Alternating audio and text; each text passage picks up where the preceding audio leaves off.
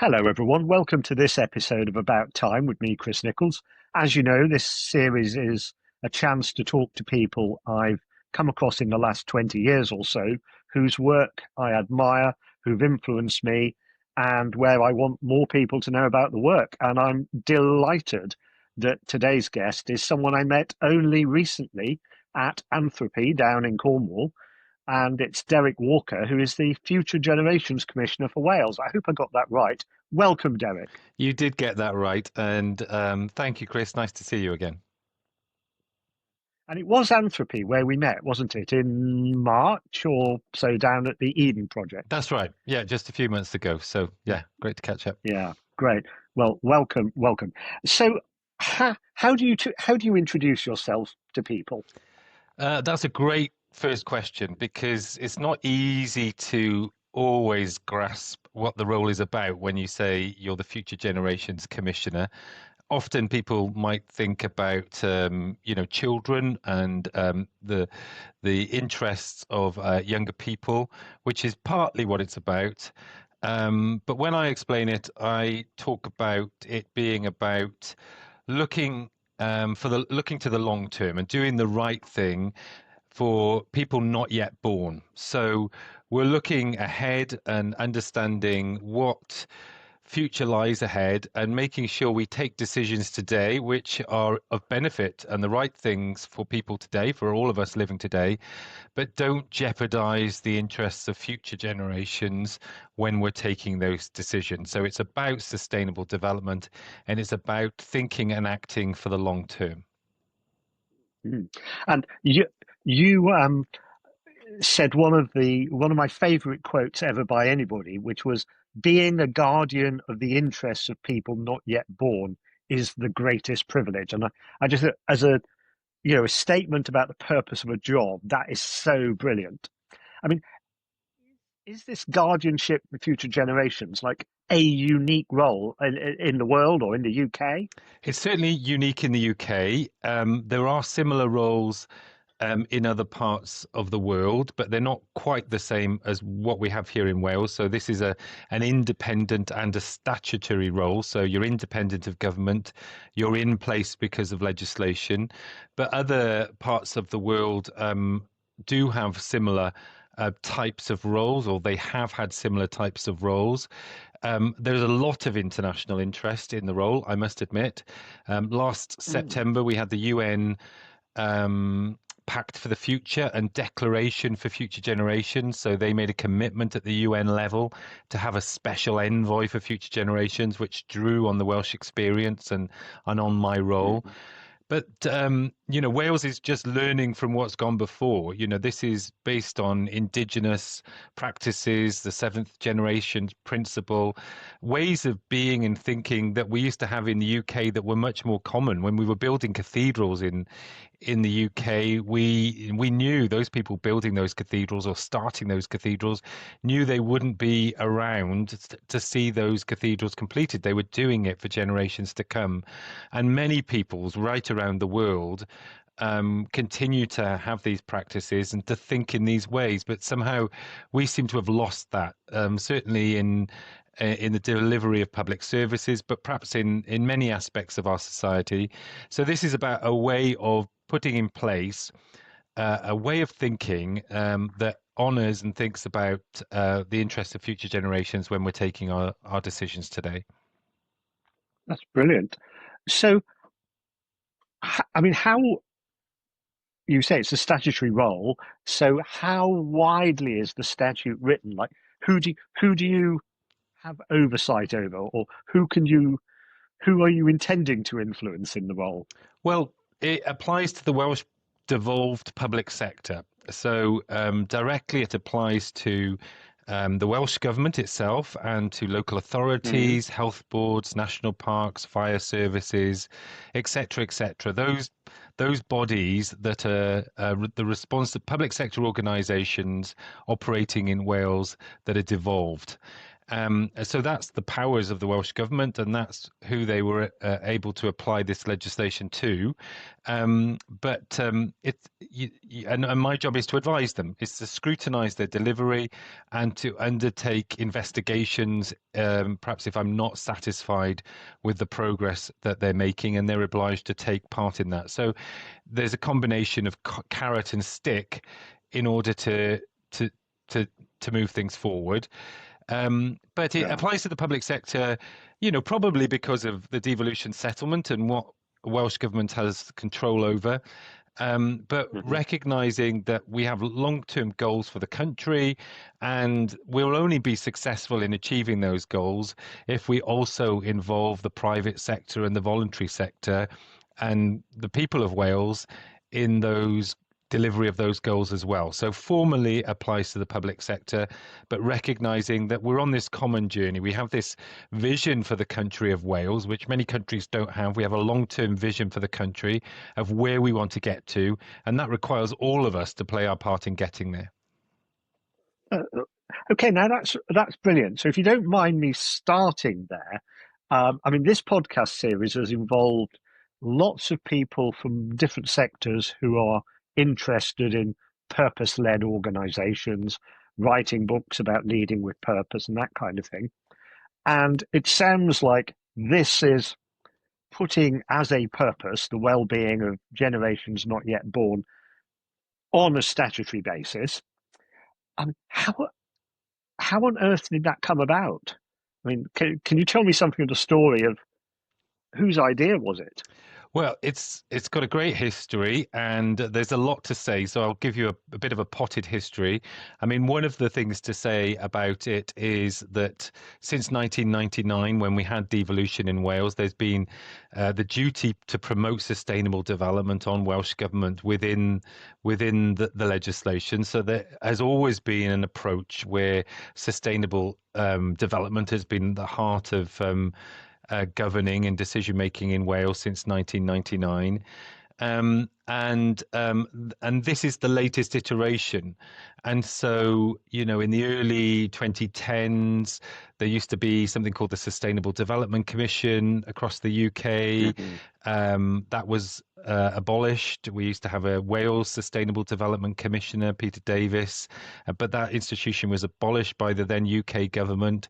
And so Wales was also looking to see what we would put in place to ensure we had, a body that was advocating for sustainable development. We had a minister, Jane Davidson, who was in the Welsh government prior to that, who was a passionate advocate, remains a passionate advocate for sustainable development. And she led the introduction of this legislation, and other politicians took that on when she left the Welsh Parliament, the Senedd. Mm. And then we also had something called the Wales We Want conversation. So it was a national conversation involving the people of Wales in a way that we hadn't done so before and haven't done so since, to talk about the future of the country and where we wanted to go. And also, as part of the story, this was happening at a time when the UN was thinking about the Sustainable Development Goals. And 2015 was when the Sustainable Development Goals were put in place. And 2015 was when we agreed the Wellbeing of Future Generations Act in Wales. So we think we're one of the few countries in the world, perhaps the only one, to have legislated for the SDGs. So this is Wales putting in place its plans, its legislation to deliver on the SDGs. So there were, you can see there were lots of different actors and players and Yeah, factors that led to the Wellbeing of Future Generations Act. And I haven't named, I haven't named them all, but there were lots of different things at play which led to this legislation being agreed. yeah, brilliant. And it sounds like a very visionary thing. But then you also said something that interested me a couple of minutes ago, where you said, and of course, there's a long-term vision for Wales. Is that something that's beyond a political party? I mean, is it more a constitutional thing, or is it the government of the day has a vision for Wales? Well, it's a legislation thing. So it's Right. it's set out in the Wellbeing of Future Generations Act. We have 7 wellbeing goals, and that sets out our vision effectively of where we want to go. Those goals were defined in the legislation, so they're quite interesting in themselves, and perhaps I can say a little bit more about them in a second. But they describe the Wales we want in future, the future we want for our country, and then we have 50 national indicators which assess whether we're making progress on those goals. So each year the Welsh Government publishes a report, and it's a bit of a state of the nation report. It tells us, as a country, how well are we doing against those goals and against those 50 national indicators. So so it's in legislation. Any future government, if they wanted to change it, would have to repeal the legislation or change the legislation. But clearly not uniquely. There are those that are less keen on the legislation, but my Mm. experience of the last 2.5 years of doing this role is you see broad support for this type of approach across party. So, there's a common sense to it, isn't there, Chris, about Yeah. wanting to do the right thing for the long term, avoiding sticking plaster solutions. We all want to do the right thing for our children and our grandchildren. So there's a lot of widespread support for this approach, for finding ways in which in a public sector that has to deal with, and we need, of course, elections, that has short-term financial settlements. How do we embed a way of thinking and acting for the long term when we have these pressures of short-term cycles as well? So there's a lot of support for that, and often, different politicians or policymakers or civil society or different people will come to it in different places. So some people will be interested in this agenda because of its climate change and nature emergency and dealing with the Mm. big issues of our time. Some people might come at it because of the food system and needing a more resilient food system, or because the health service might be unsustainable if we don't get ahead of obesity and diabetes levels in the UK. Mm. So people perhaps come to it with a different policy interest sometimes, but the fundamentals of acting and doing the right thing for the long term, in my experience, has broad support. Yes. Yeah. And in fact, that reminds me of exactly where we met because you were on a panel at Anthropy with people like Sue Pritchard from the Food and Farming Commission and people from um, sustainable transport companies and the health systems. And that, That's right. uh, yeah. So, I mean, how's it going? Well, it's a great time to be asking this, Chris, and it's the perfect question, of course, Yeah. because we're 10 years of the legislation. So we're doing a lot of Mm. thinking this year and looking back at understanding, has this legislation made an impact, and what would we do better? And a potted summary of my view is that we have made some good progress. We've made some important decisions in Wales that wouldn't have happened Mm. without this legislation. But there's plenty more for us to do, and there's much more progress to make. We're not on track on decarbonisation. We're not on track in terms of restoration of nature. We're not on track in terms of some of these long-term health trends that I've just talked about. So big changes have been made that has emboldened and directed decision makers to make them, but we've got much more to do. And I set this out in a report, which I'll just plug if that's okay, called the Please do. Future Generations Report. So the Future Generations Report I published in April. Every 5 years, the commissioner doing this role publishes a report, and I think this is a kind of neat part of the legislation. It's done 1 year before the Welsh Parliament elections. So we have Welsh Parliament elections, Senedd elections in May, and the idea is you set out your thoughts and ideas about what the next government should be considering for the long term. And you're doing that rather than retrofitting a government that's already in place, but you're influencing the political parties ahead of the election campaign and hopefully encouraging them to include recommendations about the long-term future of our country in their manifesto. So it's a nice part of the legislation. Yeah, that's brilliant. And obviously, you can't control what politics does, but it has an influence over the dialogue. Because I'm just thinking, I'm seeing for example, in some parts of England now, policies running in all kinds of directions, and some of them would be flatly really contradictory to long-term thinking, and some of them would be hugely sympathetic. I don't know enough about the detail of how things are shaping up for the next Welsh election, but I imagine there's some very strong support and some much less so. Yeah, Yeah. yeah, likely to be so. Yeah, Mm. but it does shape the narrative. You know, the legislation. I think it was a nice way of putting it there, Chris, because the legislation is there as a framework legislation. It's not specific in many ways. So, it's up to public bodies to interpret what they're doing and to look at how they're going to deliver on all the seven goals and embed the five ways of working, which I haven't mentioned, which is the behaviors that we expect the public bodies to demonstrate when they're making decisions about public services. So quite clearly, you can some you know that does set a direction, but it can be interpreted in different ways by different people, and so that can cause problems sometimes. You know, people are frustrated um, by decisions which they don't see as being aligned to the act. And others will say it clearly is. But when you look at, perhaps be good to give you a couple of examples of how this works. It'd be Yeah, great. to make it real, I guess. I mean, one example I really like um, is the Welsh government's waste strategy. So we are second in the world for recycling in Wales. So that's a great claim, important that we are in that space.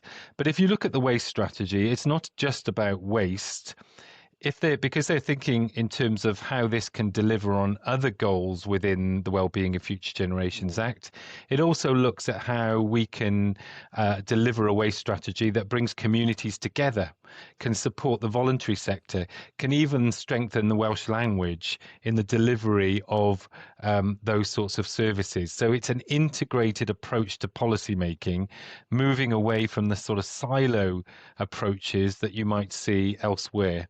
And I think, probably one of the only waste strategies in the world that has that breadth of coverage when it's thinking about waste. Another example, perhaps one of the most high-profile examples of the legislation, and this wasn't the only factor influencing this decision, but it was certainly part of the narrative. It was part of the arguments when Welsh Government was looking to build an M4 relief road around the south of Newport. That was going to cost a Mm. lot of money. It was going to mean future generations were going to be having to pay that debt off. It would have been going through some important environmental areas.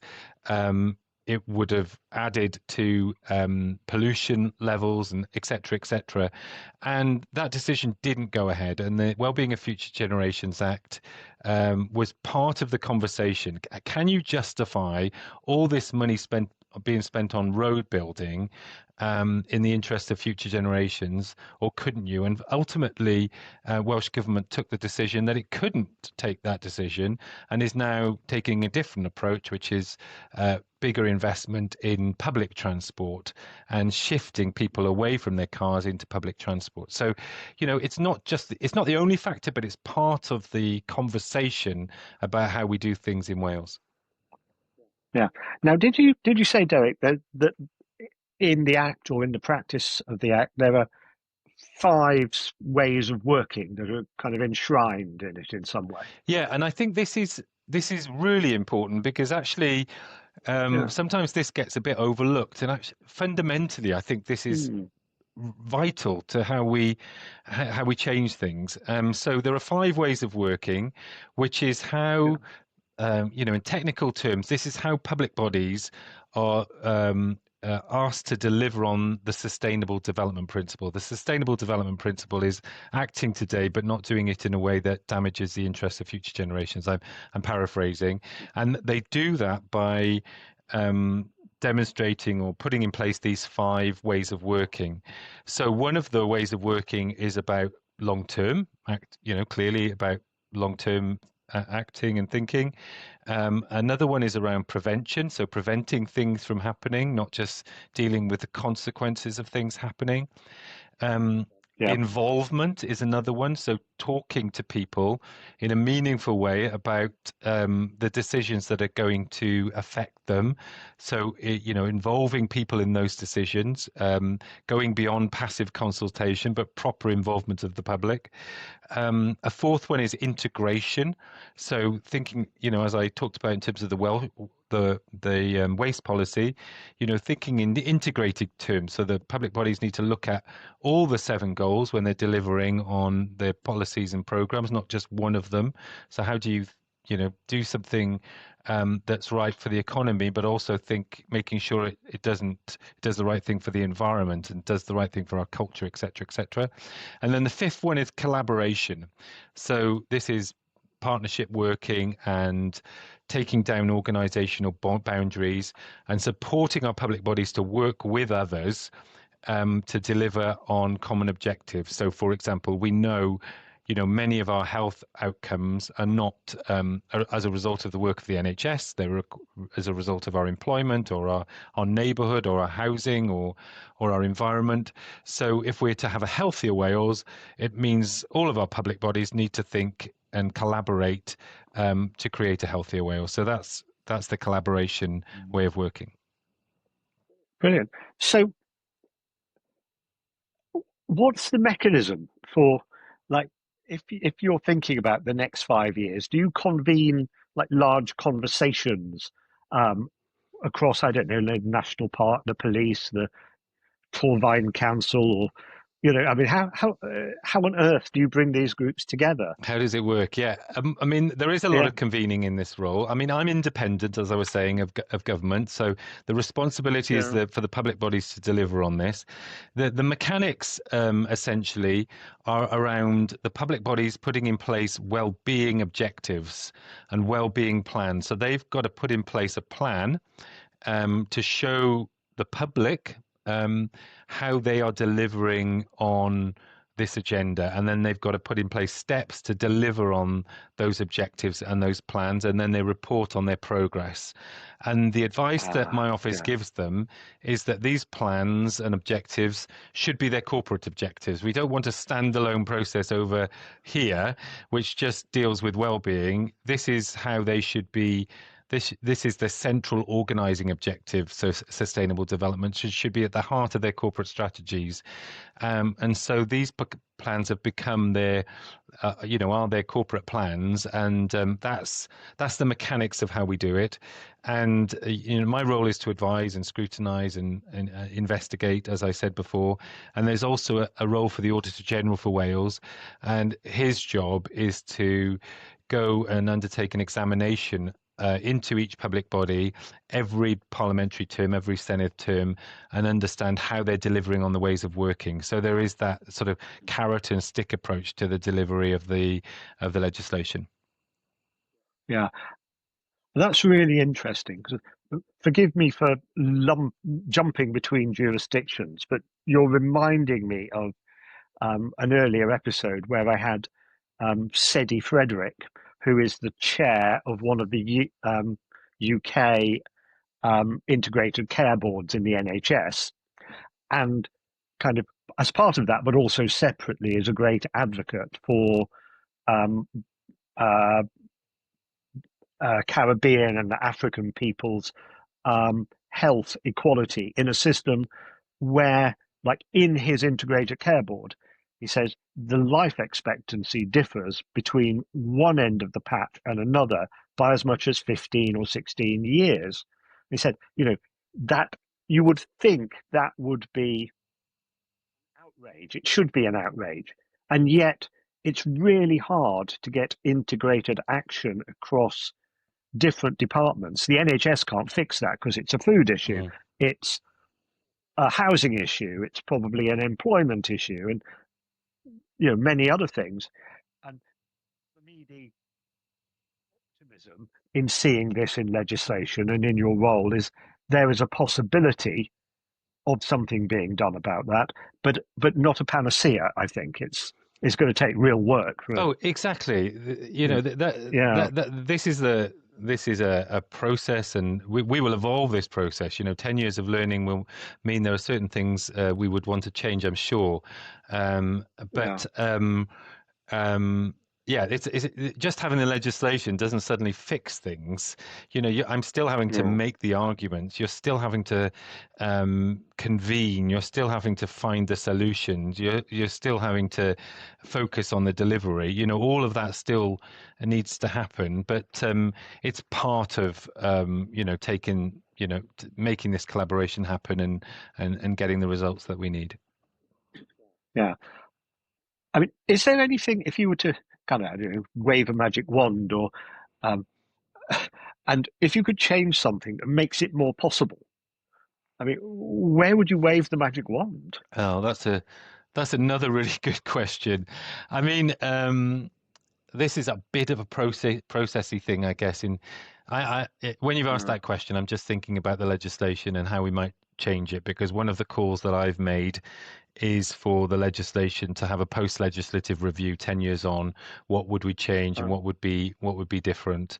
I think you know clearly, as I mentioned at the very outset, if we had more businesses and voluntary sector organizations and other organizations on board, it would help pull more of us in the common direction. So that would be nice. That there are different ways you can do that now, but how do you draw more yeah, people behind this agenda?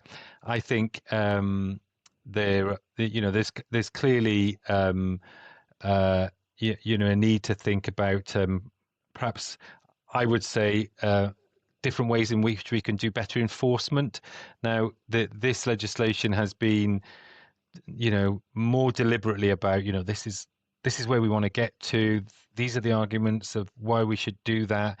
These are advocating and bringing people with us, but the public do express some frustration when they don't see decisions being taken in line with the legislation. So how do you tackle some of that in a way that's proportionate, but can drive the action that we need to see? It's about how we make more things happen more quickly. I say often mm, when I have conversations about this legislation, it's dealing with some of the biggest issues of our time, like the nature and climate crises, and we are running out of time, aren't we, to be yeah, tackling or solving these issues. So, I'm very impatient, and I have to be impatient with the pace of change and to um, be finding ways in which we can take the right decisions more quickly for the benefit of people today, but of course for future generations. yeah. Mm. And in practice, Derek, I mean, how far ahead are you seeing, like, whether it's health or local councils? How far ahead are they thinking? Is it a generation, 2 generations, or are they really thinking several Um, generations ahead? Yeah, it varies a bit. So we don't specify specifically the timeline that public Oh, bodies yeah. should be considering. So some will look 2000, 2100, some will look 2050, Okay. some might look just 10, 15 years ahead. It will vary. Hmm. So we advise, that we advise them to look longer term, and we give examples of how they might do that, but we don't specify specifically how they would do that. But many of our indicators are set at a 2050 Right. timeline. So when the Okay. legislation was Hmm. put into place, they've evolved a little bit since then. 2050 was generally the timeline we were looking towards. Yeah. Yeah. And I mean, that's meaningful because, I'm working with an organization or two now where, um, 2030 and 2035 feels quite a long Mm, way away for them.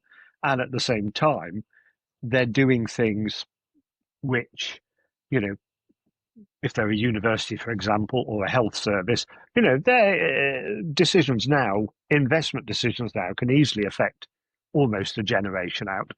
More difficult for them, I think, to imagine 4 generations out. That's a very long way. mm, mm. Oh, Yeah, it is a long yeah, way. but Yeah, absolutely. This is not easy stuff, of course, no, and there are different techniques and tools that we work with our public bodies to support them to take that longer term yeah, approach. The Welsh government also produces future trends information, so that they can use that data to inform their decisions.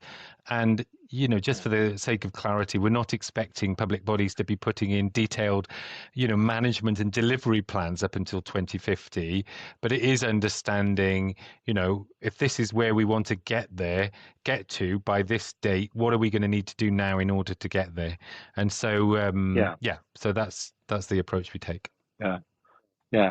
And if I'm making links between this and some other episodes in the series, I not long ago had Rob Hopkins, founder of Transition Town, who's just written a book, How to Fall in Love with the Future. And it's very much around thinking, well, there are lots of horrible futures you can imagine, but there are also signs of really positive ones, and there's signs of them already in things that are happening. And even if over the next 10 years we start paying attention to how can we do a bit more of that, it's at least heading the right way to some extent. And I'm sitting here summer holidays, got my grandkids in the house. You know, I mean, by 2050, my eldest grandkid's in her mid 30s. It's not that far Well, off. th those are really great points because I find when talking about future generations, it can feel sort of abstract. But if you talk about children and your grandchildren, if I talk about my niece Erin, who's just 12, and her future, it becomes much more real, doesn't it? She'll be around in hopefully in 60 years' time. And so, I want her to have a livable planet and a healthy Yeah, life and so forth. So that brings it home to people. And I think when you talk in those terms, you get more engagement. The other thing that yeah, you've just mentioned that I wanted to reference really is this about this point about moving towards a more positive future. We know change is inevitable, and it can feel overwhelming, can't it? What's going on in the world and the polycrises that we're facing. mm, But actually, what this is about is understanding, that we can move towards a positive future, that we have an ability to make a difference over the future, um, that that. And I think that can be sort of motivating. So my strategy for the role is called Cymru Can, means Wales can, uh, and it's very much about mm, saying, change is going to happen. We can either sort of let it happen, or we can look to the future that we want, which will be different. Will be different from today, but it doesn't mean it's going to be needs to be any less positive if we take the right yeah, decisions. And I think that's an important way of putting it. Otherwise, we can, inertia can set in, and we can feel just overwhelmed by the pressures of the world and what we might see as inevitable, and mean we don't yeah, take action, and that's why we take this sort of positive approach to it. yeah. Now, I think I can hear this in your voice, but I'm really interested in like why this matters to you personally and what's the fire in your belly, because at times this must not be a particularly easy job to do. So it's kind of, yeah. So what keeps you going in it? Well, I mean, so many things keep me going about this job. I mean, as you mentioned, it is the greatest privilege to be doing this job, and my career has always been about social change. So I've been at the trade unions, I've been at Stonewall, I've been in the public sector. So it's always been about looking at how we create change and positive change for the future. And so this fits very nicely into that sort of passion that I've always had about understanding how, looking at how we can make change happen to the benefit of for all of us. What I also love about this role is it's so broad. You can be dealing with sort of nature targets on one day, and you could be dealing with the Mm, culture and the Welsh language and supporting us to deliver on our Welsh language targets. So, there's a huge amount of breadth. and so I love that sort of bird's eye view, that helicopter view that it enables you to have. But I also love the fact that, this role can make a difference. If it's done correctly, you can be there banging heads together, convening, spotlighting issues, finding solutions, and looking around the world to see what others are doing and bringing that back to Wales. All of that means it's a very sort of motivating role to be involved in, and finally to say, the job is 7-year job. So I've not been used to this before. It's a 7-year job and then it's over. So you're appointed for 7 years and then you're done. So you work as hard as you can to make as much difference as you can in 7 years, and then you go off and do something else and hand it on to the next person to do their best as well. So that's when you've got that sort of timetable as well, you think, well, I need to keep cracking on and getting things done. Well, that I didn't realise actually. What? So you've got a fixed term and it can't be renewed. It can't be extended, no. So it's the Yeah. same for other Right. commissioners in Wales. You have a 7-year term, which is Mm. great because it takes you over a Senedd term. But then you're also not looking for reappointment because you can't be reappointed. So you're not there just thinking, well, I need to perhaps tone down what I'm saying because I want to get a second term. You're there to speak truth to power, to do that respectfully, to make change happen. But then you go on and do something else, and someone else takes over. Yeah, that's brilliant. Well, look, we probably in our last few minutes, and I'd like to make sure that we finish by giving you a chance to say what you're proudest of and maybe what you're looking forward to. But start with the proud. Right? What's already been brilliant, and you get strength from it. And Yeah, well, what's been brilliant already is since I've been doing the role, I've been able to spotlight some of the issues that I think are most important for future generations.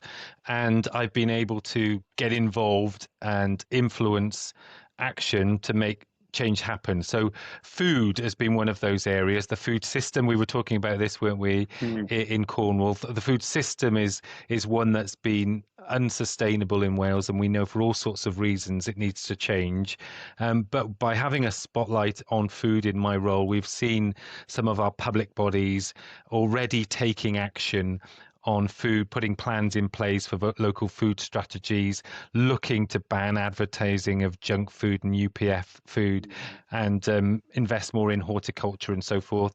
Again, I'm not the only actor. I don't want to take credit for all of these things, but by being involved in the space around food, we're seeing much more energy and action to address problems in our food system. Similarly, on rivers, one of the biggest issues in my post bag is the problems in our rivers and the challenges of the river system. So, one of the things we did recently was give some advice to the Welsh government about how it needed to change its approach to cleaning up rivers, and they revised their approach. They're now looking at all rivers, not just at. They revised their approach to having water summits. They're looking at all rivers, not just SAC rivers. They're looking at all sources of pollutants and taking a much more actioned, immediate approach to mm, improving our river system. So, where I'm getting involved and choosing the issues that I make focusing on, we can see, I'm really pleased to see not just that I've been able to have direct impact, but also that others are taking action on their own, in their own areas to make change happen. And, yeah. and I guess, what I mentioned the Future Generations report. In there, I make 50 recommendations to the Welsh public sector about the action that Mm, they need to take over the next few years in the interest of future generations. And a lot of my time is spent at the moment speaking to those public bodies, to the political parties, to get implementation of those recommendations. So one of those recommendations is about all Welsh public sector organisations becoming real living wage accredited employers.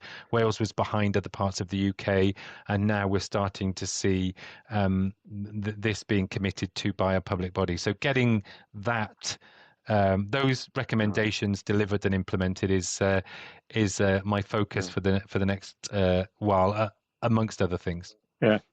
Yeah. So just imagine your term then runs until 2030.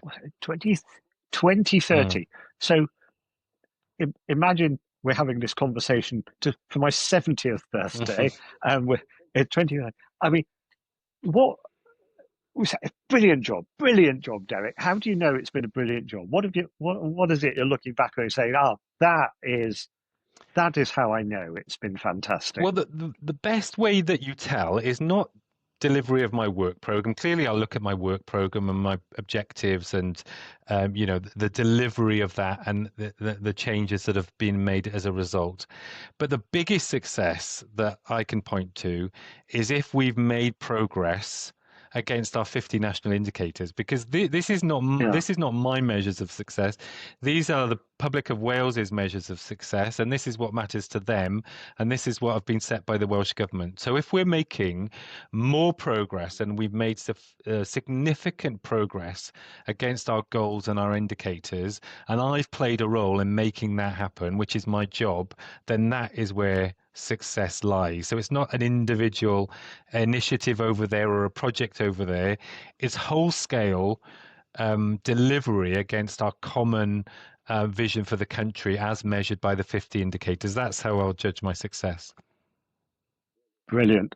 It's so good to hear someone talking with such passion about joining up big picture thinking and practical action. And I've really enjoyed the conversation.